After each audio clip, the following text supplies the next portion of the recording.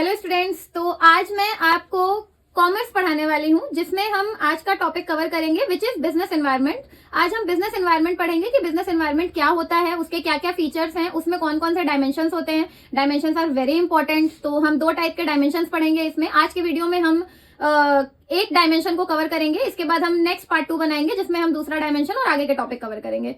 तो business environment क्या होता है? बिजनेस एनवायरनमेंट का मतलब होता है हमारे आसपास की सराउंडिंग जो डायरेक्टली और इनडायरेक्टली हमारे बिजनेस को अफेक्ट करती है, भले ही हम और वो हमारे कंट्रोल में भी नहीं है, इसे ही हम बिजनेस एनवायरनमेंट बोलते हैं।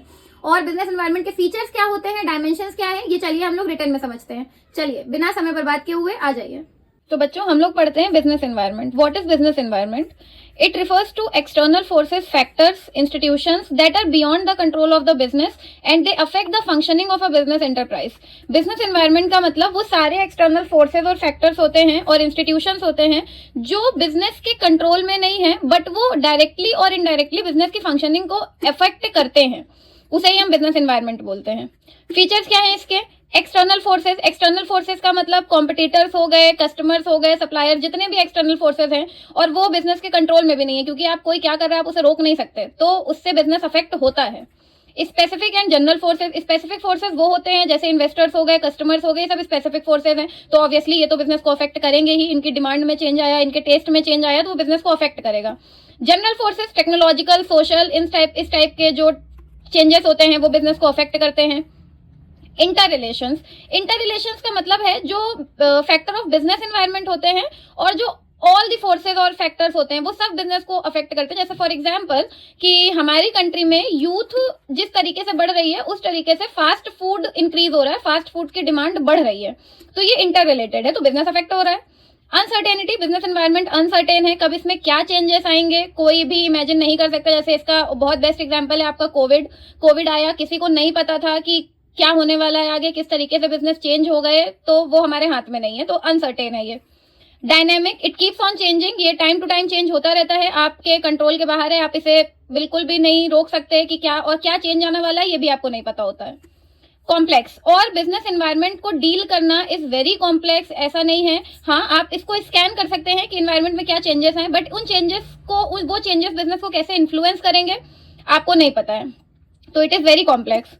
रिलेटिविटी, बिजनेस का कोई भी डिसीजन एक दूसरे से रिलेट जरूर करता है। जैसे एग्जाम्पल के लिए अगर किसी कोल्ड ड्रिंक में कोई केमिकल मिला या किसी भी तरीके से वो बैन हो गई, तो अदर जूसेस और अदर सॉफ्ट ड्रिंक्स की डिमांड ऑटोमेटिकली कम हो जाएगी और वो बिजनेस पे अफेक्ट डालेगी।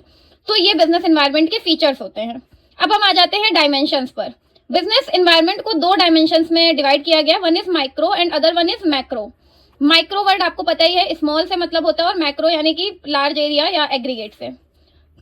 तो माइक्रो एनवायरनमेंट क्या होता है? This refers to those internal and external factors which exercise a direct influence on the working and performance of an individual business firm. सारे इंटरनल और एक्सटर्नल फैक्टर जो डायरेक्टली बिजनेस की working और performance को influence करते हैं वो सब हमारे माइक्रो एनवायरनमेंट का पार्ट होते हैं। अब बच्चों, माइक्रो एनवायरनमेंट को हम लोग दो पार्ट में डिवाइड करते हैं, एक होते हैं इंटरनल फैक्टर और एक होते हैं एक्सटर्नल फैक्टर। तो देखते हैं ये फैक्टर्स कैसे बिजनेस को अफेक्ट करते हैं। इंटरनल में पहला है स्ट्रेंथ ऑफ एम्प्लॉइज। देखिए, अगर आपकी फर्म के एम्प्लॉइज मोटिवेटेड है, हार्ड वर्किंग है, तो वो परफॉर्मेंस अच्छी करके देंगे, आपको आउटपुट अच्छा मिलेगा। बट अगर आपकी कंपनी के एम्प्लॉइज मोटिवेटेड नहीं है, हार्ड वर्किंग नहीं है, काम चोर टाइप के हैं, तो बिजनेस अच्छा नहीं चलेगा। तो वो एम्प्लॉइज जो हैं वो बिजनेस पे अफेक्ट करते हैं। अगर आपके एम्प्लॉइज हार्ड वर्किंग है तो स्ट्रेंथ है आपके फर्म में, तो आपकी फर्म पे इम्पैक्ट अच्छा होगा। अगर वो वीकनेसेस हैं आपकी फर्म के लिए तो आपकी फर्म पे हार्मफुल इफेक्ट हो सकते हैं। ऑर्गेनाइजेशनल एंड ऑपरेशनल प्रोसीजर्स क्या होते हैं? जो एडमिनिस्ट्रेशन का काम होता है, अगर वो इनएप्रोप्रिएट मैनर में हो रहा है तो वो भी बिजनेस को डायरेक्टली अफेक्ट करता है। स्ट्रेटेजिक रिस्क, जो बिजनेस की स्ट्रेटेजी होती है वो टाइम टू टाइम चेंज होती रहनी चाहिए, क्योंकि अगर आप स्ट्रेटेजी चेंज नहीं करेंगे तो आप रिस्क में आ जाएंगे और आपका बिजनेस अफेक्ट करेगा, वो भी नेगेटिव।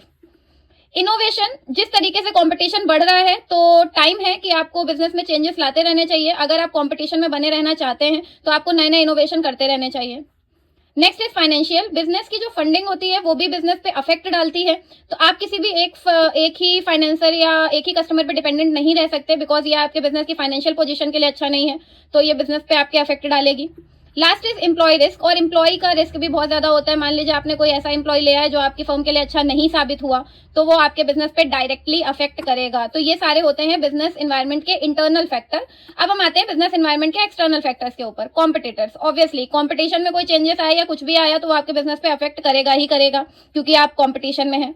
सप्लायर, अगर सप्लायर ने आपको raw material time to time नहीं सप्लाई किया या आपने अच्छी सप्लाई चेन नहीं बनाई तो वो आपके बिजनेस पे अफेक्ट डालेगी। मार्केट इंटरमीडियरीज, जिनसे आप एडवर्टीजमेंट करवाते हैं, या जो मिडिल मैन होते हैं, उनका भी होना बहुत जरूरी है और वो अच्छे से परफॉर्म करें, ये भी बहुत जरूरी है, क्योंकि अगर वो अच्छे से परफॉर्म नहीं करेंगे तो आपके बिजनेस पे अफेक्ट पड़ेगा। कस्टमर्स आर मैंडेटरी, क्योंकि विदाउट कस्टमर आप किस चीज का बिजनेस करेंगे। तो कस्टमर्स को सेटिस्फाई रखना हर बिजनेस की नीड है। अगर कस्टमर सेटिस्फाइड नहीं होंगे तो आपका बिजनेस जल्दी ग्रो नहीं करेगा, इवन वो बंद हो जाएगा। नेक्स्ट इज पब्लिक, क्योंकि आप सोशली वर्क कर रहे हैं, सोसाइटी के अंदर हैं, तो स्मॉल स्केल पे, लार्ज स्केल पर आपको पब्लिक को सेटिस्फाइड रखना पड़ेगा। वर्कर्स एंड ट्रेड यूनियंस, एक स्ट्राइक पूरा बिजनेस बंद करवा सकती है, तो आपको वर्कर्स के वेलफेयर के बारे में सोचना चाहिए, और ट्रेड यूनियंस किस तरीके से सही रहें और वो भड़के नहीं, लॉकआउट्स ना हो, स्ट्राइक्स ना हो, इसके लिए आपको सही से बिजनेस फर्म को इसके लिए काम करना चाहिए। तो ये थे बिजनेस एनवायरनमेंट के एक्सटर्नल फैक्टर्स और ये थे इंटरनल फैक्टर्स। तो स्टूडेंट्स, ये था मेरा आज का कॉमर्स का पहला वीडियो, पहला topic business environment. I hope आपको टॉपिक पसंद आया होगा, वीडियो में चीजें समझ आई होंगी, क्लियर हुआ होगा। अगर कोई भी डाउट हो तो प्लीज मुझे कमेंट सेक्शन में बताइएगा, और तब तक के लिए वीडियो लाइक करिए, अपने दोस्तों के साथ शेयर करिए और सब्सक्राइब करिए। Thank you so much.